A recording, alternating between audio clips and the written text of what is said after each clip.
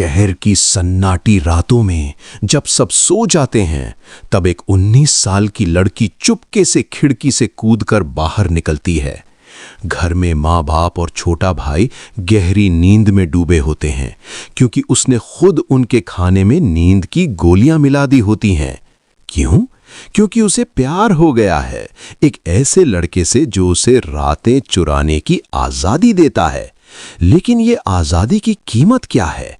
एक छोटी सी गलती और पूरा परिवार टूटने की कगार पर। नींद की गोलियां, छुपे प्रेमी, एक अनजान खतरा जो बाइक पर इंतजार कर रहा है। क्या वो रातें कभी सुबह लाएंगी, या ये राज खुलते ही सब कुछ बर्बाद हो जाएगा? पढ़िए या सुनिए पूरी कहानी छुपी हुई रातें, एक अनकही दास्तान जो आपका दिल जोर से धड़काएगी और आखिर तक छोड़ेगी नहीं। छुपी हुई रातें, एक अनकही कहानी। शहर की हलचल भरी गलियों में जहां दिन की भागदौड़ रात की सन्नाटे में बदल जाती थी, वहां रहती थी आरुषि। 19 साल की आरुषि, जो बाहर से देखने में एक साधारण कॉलेज स्टूडेंट लगती थी। लंबे काले बाल, चेहरे पर हमेशा एक मुस्कान और आंखों में एक चमक जो दुनिया को चकाचौंध कर देती। लेकिन उसके अंदर एक तूफान छिपा था, एक राज जो अगर खुल जाता तो पूरा परिवार बिखर जाता। आरुषि के घर में माँ बाप और एक छोटा भाई थे। पापा एक सरकारी अधिकारी जो हर शाम थके मांदे घर लौटते और रात को जल्दी सो जाते। माँ घर संभालती और भाई अभी स्कूल में था। परिवार सख्त था, रूढ़िवादी। लड़की का बाहर निकलना, वो भी रात को, एक सपने जैसा था। लेकिन आरुषि के लिए वो सपना नहीं, हकीकत थी। एक हकीकत जो वो खुद बना रही थी, नींद की गोलियों की मदद से। सब कुछ शुरू हुआ था 2 साल पहले, जब आरुषि कॉलेज में दाखिल हुई। वहां उसकी मुलाकात हुई रवि से। रवि उम्र में उससे 3 साल बड़ा, एक आर्टिस्ट, लंबा कद, आंखों में सपने और बातों में जादू। वो कॉलेज के बाहर एक छोटी सी गैलरी चलाता था जहां पेंटिंग्स बेचता। पहली मुलाकात में ही आरुषि को लगा जैसे कोई तार जुड़ गया। रवि की दुनिया अलग थी, रातों की पार्टियां, संगीत और आजादी। आरुषि के घर में तो शाम 7 बजे के बाद बाहर निकलना मना था, लेकिन प्यार ने उसे हिम्मत दी। शुरुआत में वो दिन में मिलते, कॉलेज के बहाने, लेकिन जल्द ही वो काफी नहीं रहा। रवि कहता, आरु, रातें तेरी हैं, आ जी ले। और आरुषि ने फैसला कर लिया, वो रातें चुराएगी। पहली बार ये आइडिया आया जब आरुषि ने टीवी पर एक फिल्म देखी जहां कोई चोर परिवार को सुलाकर चोरी करता है, लेकिन उसके लिए नींद की गोलियां, वो आसान नहीं था। आरुषि ने इंटरनेट पर सर्च किया, चुपके से। फार्मेसी से बिना प्रिस्क्रिप्शन वाली हल्की गोलियां मिली, वो जो थकान दूर करती लेकिन ज्यादा डोज में नींद लाती। पहली बार उसने ट्राई किया खुद पर, देखने के लिए। आधा घंटा लगता था असर करने में, और सुबह तक गहरी नींद, परफेक्ट। अब प्लान बनाया, डिनर में मिलाना। घर में माँ बनाती खाना, लेकिन आरुषि मदद करती। वो मौका था। वो गोलियों को पीसकर पाउडर बना लेती और सब्जी या दाल में मिला देती। स्वाद नहीं बदलता, बस थोड़ा कड़वा लगता, लेकिन घर वाले सोचते मसाले का कमाल। पहली रात यादगार थी। शाम को डिनर टेबल पर सब बैठे। पापा ने कहा, आज बड़ा थका हूं, जल्दी सो जाऊंगा। आरुषि मुस्कुराई, अंदर से घबराहट थी। उसने दाल में 2-2 गोलियां मिलाई, माँ, पापा और भाई के लिए। खुद ने नहीं खाई। डिनर के बाद आधे घंटे में सब सो गए। गहरी नींद, जैसे कोई सपना देख रहे हों। आरुषि ने दरवाजा बंद किया, चुपके से बाहर निकली। रवि इंतजार कर रहा था गली के मोड़ पर, अपनी बाइक पर। चल, आज की रात हमारी है, उसने कहा। वो शहर की सड़कों पर घूमे, एक छोटे से कैफे में कॉफी पी, फिर रवि के फ्लैट पर। वहां पहली बार उन्होंने एक दूसरे को छुआ, जैसे दुनिया रुक गई हो। रात भर बातें, हंसी और वो पल जो आरुषि ने कभी सोचे नहीं थे। सुबह 4 बजे वो लौटी, घर में सब सोए हुए, कोई शक नहीं। ये सिलसिला चल पड़ा। हफ्ते में 2-3 बार। आरुषि अब एक्सपर्ट हो गई थी। गोलियां अलग अलग ब्रांड की लेती ताकि आदत ना पड़े। कभी चाय में मिलाती, कभी दूध में। घर वाले कहते आजकल नींद अच्छी आ रही है और हंसते, लेकिन आरुषि जानती थी ये उसकी चालाकी है। रवि के साथ रातें और ज्यादा इंटिम हो गईं। वो उसके फ्लैट पर जाती जहां दीवारों पर उसकी पेंटिंग्स होती, एक में आरुषि का चेहरा छुपी हुई मुस्कान के साथ। वो संगीत बजाते, डांस करते और फिर बिस्तर पर। रवि का स्पर्श जैसे आग, आरुषि की सांसें तेज। वो कहती, रवि ये राज हमेशा छुपा रहेगा। लेकिन राज छुपते कहाँ हैं हमेशा।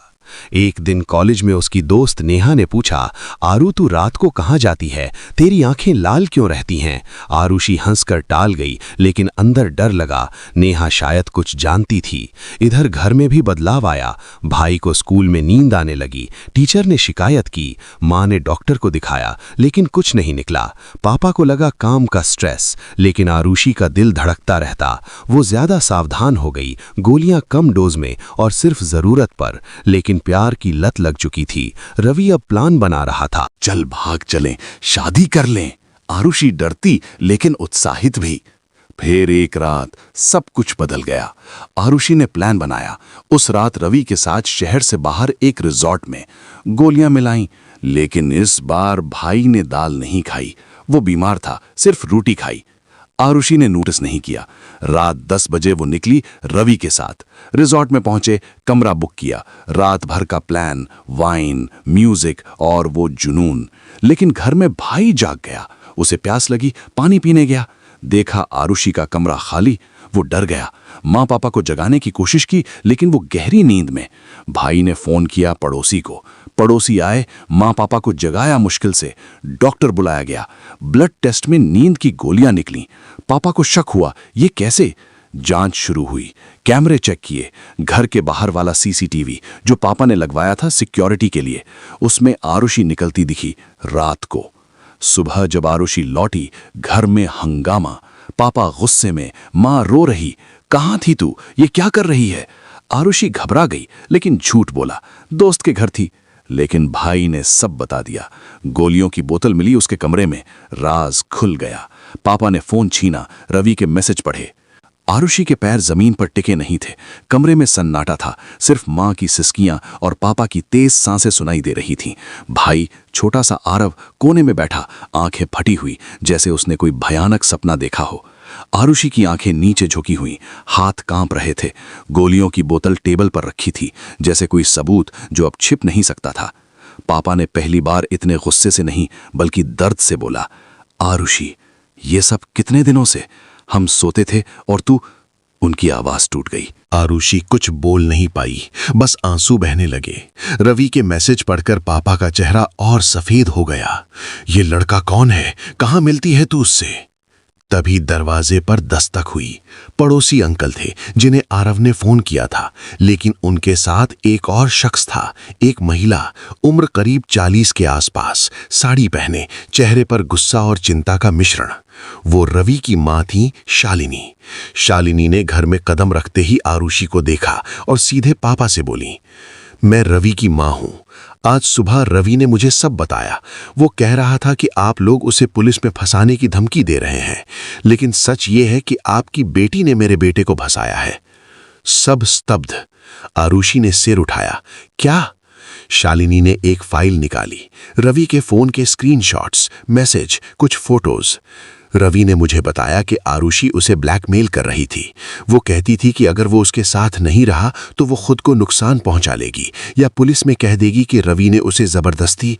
मेरे बेटे ने कभी ऐसा नहीं सोचा था। वो तो प्यार में था, लेकिन अब डर गया है। पापा का चेहरा लाल हो गया। ये झूठ है, मेरी बेटी ऐसी नहीं। लेकिन आरुषि चुप थी। उसके मन में तूफान चल रहा था। रवि ने सच में ऐसा कहा या ये उसकी मां का बहाना है? वो याद करने लगी। आखिरी मुलाकात में रवि ने कहा था, आरू, अगर कभी कुछ हुआ तो मैं सब संभाल लूंगा, लेकिन तू मुझे कभी मत छोड़ना। क्या वो डर रहा था? मां रोते हुए बोली, आरुषि, सच बता, क्या तूने? आरुषि ने धीरे से सिर हिलाया। मैंने गोलियां दी, हाँ, लेकिन ब्लैकमेल नहीं। मैंने कभी। तभी फोन बजा। रवि का। पापा ने उठाया, स्पीकर पर रख दिया। अंकल, मैं आ रहा हूं, प्लीज आरुषि को कुछ मत कहना, सब मेरी गलती है। पापा गुस्से से चिल्लाए, तू अभी आ और सच बोल। 1 घंटे बाद रवि आया। उसके चेहरे पर थकान, आंखें लाल। वो सीधे आरुषि के पास आया, लेकिन पापा ने बीच में रोका। बैठ और बोल, क्या सच है? रवि ने गहरी सांस ली। अंकल, मैंने आरुषि से प्यार किया। वो मेरे साथ रातें बिताती थी, लेकिन मैंने कभी नहीं सोचा था कि वो घर वालों को नींद की गोलियां देगी। जब उसने बताया तो मैं डर गया। मैंने अपनी माँ को बताया और माँ ने कहा कि हमें पुलिस जाना चाहिए, लेकिन मैं नहीं चाहता था। इसलिए मैंने कहा कि आरुषि मुझे ब्लैकमेल कर रही है। वो रुक गया, आंसू आ गए। मैं डरपोक हूं अंकल, मैंने झूठ बोला, माफ कर दो। शालिनी का चेहरा सफेद पड़ गया। रवि, तूने? आरुषि ने पहली बार रवि की तरफ देखा। तूने मेरे बारे में झूठ बोला? मेरी इज्जत? रवि ने सिर झुका लिया। मैं घबरा गया था। घर में सन्नाटा छा गया। पापा उठे, कमरे से बाहर चले गए। माँ आरुषि को गले लगा लिया, लेकिन आरुषि अलग हो गई। मैं अकेली रहना चाहती हूँ। रात हुई। आरुषि अपने कमरे में बैठी थी। बाहर बारिश हो रही थी। तभी उसके फोन पर मैसेज आया, नेहा से, उसकी दोस्त। नेहा ने देख लिया था वो रात जब रवि बीमार था और आरुषि अकेली बाहर गई थी। उसने किसी और से मुलाकात की थी, एक अनजान लड़का जो बार में मिला था। नाम था विक्रम। वो कहता था, तू आज़ाद होना चाहती है ना, मैं तुझे वो आज़ादी दे सकता हूँ। आरुषि ने कभी किसी को नहीं बताया, लेकिन अब राज और गहरा होने वाला था। क्या आरुषि सच बताएगी या ये नया राज और छुपाएगी? परिवार टूटने की कगार पर था और अब एक नया किरदार, विक्रम, कहानी में घुस चुका था। वो कौन था? क्या वो सिर्फ एक रात का साथी था या कुछ ज्यादा? आरुषि का कमरा अंधेरा था। सिर्फ मोबाइल की स्क्रीन की नीली रोशनी उसके चेहरे पर पड़ रही थी। नेहा का मैसेज पढ़कर उसकी सांसें रुक सी गईं। वो रात जब रवि फ्लू से बीमार पड़ा था और आरुषि अकेली बाहर निकली थी। बारिश हो रही थी। ठंडी हवा में भीगते हुए वो एक पुराने बार में घुस गई थी, मिडनाइट ब्लू। वहां वो मिला था। बार की धुंधली लाइट्स में विक्रम का चेहरा जैसे कोई रहस्य था। लंबा चौड़ा कंधा, बाएं हाथ पर काला टैटू, एक सांप जो गर्दन तक जा रहा था। वो बारटेंडर नहीं था, बस एक रेगुलर, लेकिन उसकी आंखें आरुषि को देखते ही रुक गईं। तू यहां अकेली रात के 2 बजे? उसने मुस्कुराते हुए पूछा। आरुषि ने जवाब नहीं दिया, बस एक शॉट ऑर्डर किया। बातें शुरू हुईं। विक्रम की आवाज गहरी थी, जैसे कोई पुरानी कहानी सुना रहा हो। वो बताता रहा, वो एक बाइक रेसर है, शहर की अंडरग्राउंड रेस में हिस्सा लेता है। रातें मेरी हैं, दिन नहीं। तू भी आजाद होना चाहती है ना? मैं तुझे वो स्पीड दे सकता हूं जो तूने कभी महसूस नहीं की। आरुषि ने उस रात उसके साथ बाइक पर बैठकर शहर की सड़कों पर दौड़ लगाई। हवा चेहरे पर मार रही थी, दिल की धड़कनें तेज। विक्रम ने उसे एक पुरानी फैक्ट्री के पीछे रोका, जहां कोई नहीं आता। वहां पहली बार उसने आरुषि को छुआ, नहीं प्यार से, बल्कि जैसे कोई चीज अपनी हो गई हो। आरुषि ने रोका नहीं। वो पल जैसे रवि के साथ वाले पलों से अलग था, ज्यादा खतरनाक, ज्यादा कच्चा। सुबह वो घर लौटी, लेकिन विक्रम का नंबर उसके फोन में सेव हो गया था।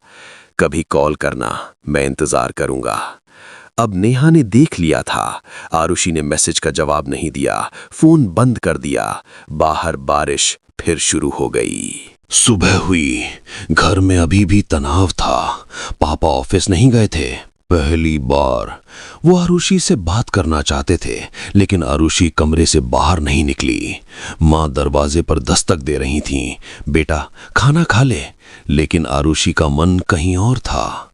उसने विक्रम को मैसेज किया, पहली बार इतने दिनों में, आज रात मिलना है, कुछ बात करनी है। जवाब तुरंत आया, वही जगह 11 बजे बाइक लेकर आऊंगा। आरुषि ने फैसला कर लिया, वो घर से निकलेगी बिना गोलियों के। इस बार सच में भागने की सोच रही थी, लेकिन क्या? शाम ढली, घर में सब चुप थे। आरव स्कूल से लौटा, लेकिन आरुषि से आंखें नहीं मिला रहा था। पापा ने डॉक्टर से बात की थी, फैमिली काउंसलर। हम सब साथ बैठेंगे, बात करेंगे। लेकिन आरुषि जानती थी बात करने से कुछ नहीं होगा। राज अब सिर्फ गोलियों का नहीं रहा था। रात 10:30 बजे आरुषि ने बैग में कुछ कपड़े डाले, थोड़े पैसे और चुपके से खिड़की से बाहर निकलने की तैयारी की। नीचे गली में बाइक की आवाज आई। विक्रम, वो काली जैकेट में, हेलमेट हाथ में। आरुषि ने खिड़की से झांका। विक्रम ने ऊपर देखा और मुस्कुराया। वो मुस्कान जो डराती भी थी, लुभाती भी। लेकिन तभी घर का मुख्य दरवाजा खुला। पापा बाहर आए, हाथ में फोन। वो सीधे गली की तरफ देख रहे थे। विक्रम की बाइक पर लाइट जली। पापा चिल्लाए, आरुषि, कौन है वो? आरुषि का दिल जोर से धड़का। वो खिड़की से कूदकर नीचे पहुंची, लेकिन पापा ने उसे देख लिया। रुक, तू कहां जा रही है? विक्रम ने हेलमेट उतारा। अंकल, मैं विक्रम, आरुषि मेरी दोस्त है, हम बस बात करने जा रहे हैं। पापा गुस्से से लाल। दोस्त? रात के 11 बजे? तू कौन है? पुलिस बुलाऊं? तभी एक और आवाज आई, रवि की। वो भी गली में खड़ा था, सांस फूलते हुए। अंकल, मैं आ गया। आरुषि, प्लीज घर चल। अब तीनों लड़के, रवि, विक्रम और आरुषि बीच में। पापा स्तब्ध, मां रो रही थीं। आरव खिड़की से झांक रहा था। आरुषि ने गहरी सांस ली। सब सच सुनना चाहते हो तो सुनो। रवि से शुरू हुआ था, लेकिन रुकता नहीं गया। विक्रम, वो अलग है। वो मुझे वो आजादी देता है जो तुम सब कभी नहीं दे सकते। विक्रम हंसा, ठंडी हंसी। सुनो अंकल, आपकी बेटी अब बच्ची नहीं रही, वो चुन रही है। रवि ने आगे बढ़ा। आरु, तू ये नहीं कर सकती, मैं तुझे प्यार करता हूं। आरुषि की आंखों में आंसू थे, लेकिन होंठ कांप रहे थे। प्यार या कब्जा? तभी विक्रम ने बाइक स्टार्ट की। चल आरु, फैसला तेरा है। बारिश तेज हो गई। आरुषि एक कदम आगे बढ़ी, फिर रुकी। उसका फोन बजा, नेहा का मैसेज। आरु, मैं पुलिस स्टेशन के बाहर हूं, मैंने सब रिकॉर्ड कर लिया है। वो विक्रम, वो ड्रग सप्लाई करता है, मैंने देखा। तू सुरक्षित रह। आरुषि का चेहरा सफेद पड़ गया। विक्रम कौन था सच में? क्या वो सिर्फ एक रेसर था या कुछ और? वो पीछे मुड़ी, पापा की तरफ देखा। पापा, मुझे माफ कर दो, लेकिन मुझे सच जानना है। विक्रम ने हेलमेट पहना। तो आ या मत आ, मैं इंतजार नहीं करूंगा। आरुषि ने फैसला किया। वो विक्रम की तरफ नहीं गई, बल्कि रवि की तरफ देखा। रवि, तू सच बोल रहा था या फिर तू भी? कहानी यहां रुकी नहीं, क्योंकि अब पुलिस आ रही थी। नेहा ने कॉल किया था। सायरन की आवाज दूर से आ रही थी। विक्रम ने बाइक घुमाई और तेजी से भागा, अंधेरे में गायब। लेकिन आरुषि के मन में सवाल उठ रहे थे। विक्रम कहां गया? क्या वो वापस आएगा? और रवि, क्या वो सच में प्यार करता था या वो भी एक खेल था? बारिश अब और तेज हो चुकी थी, जैसे आसमान भी रो रहा हो। गली में सायरन की आवाज करीब आ रही थी। विक्रम ने बाइक का एक्सेलरेटर घुमाया और अंधेरे में गायब हो गया, बिना एक शब्द कहे, बिना पीछे मुड़े। आरुषि खड़ी रह गई, भीगती हुई, कांपती हुई। उसके पैर जमीन पर जड़ हो गए थे। पापा आगे बढ़े, उनका हाथ आरुषि के कंधे पर रखा। गुस्सा अब दर्द में बदल चुका था। आरुषि, घर चल बेटा। उनकी आवाज में वो सख्ती नहीं थी जो पहले होती थी, बस एक पिता का टूटा हुआ दिल।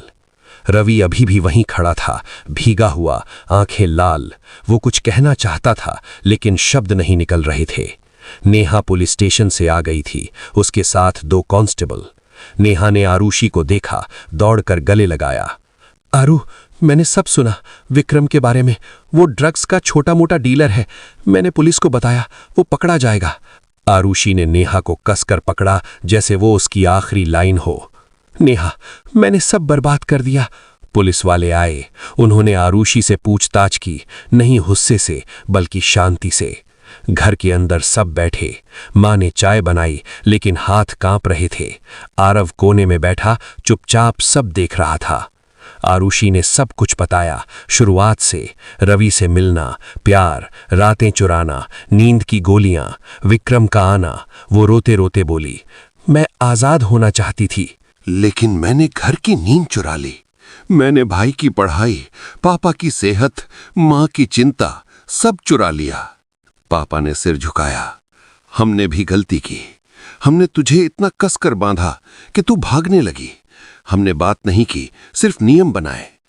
मां ने आरुषि का हाथ थामा। बेटा, हम सब इंसान हैं, गलतियां होती हैं, लेकिन अब साथ सुधारेंगे। रवि ने आगे बढ़कर कहा, आरुषि, मैं भी गलत था। मैं डर गया, झूठ बोला, लेकिन मैं तुझे छोड़ना नहीं चाहता।